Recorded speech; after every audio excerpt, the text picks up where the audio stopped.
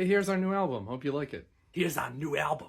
Here's a special version of the album with fancy pictures. Here's a version of the album with pictures of that guy. Here's a version of the album with pictures of this guy. Here's a version of the album with pictures of a guy who's not even in the band. Here's a version of the album in Japanese. Here's a version of the album in Chinese. Here's a version of the album in that clicking language the aliens from Signs used. The album's called Zip. The re-release is called Zap. It's the same album, but we changed all the vowels in the songs. Here's one in a box that looks like an accordion. Here's one in a box that looks like a hot dog. Here's one in a box that looks like a coffin. Here's a version that is in a coffin. You can bury yourself in it. Here's a version that costs $50. Why does it cost $50? I don't know, we just thought that'd be funny. Here's a bunch of stuffed animals based on different members of the band. That's a real thing.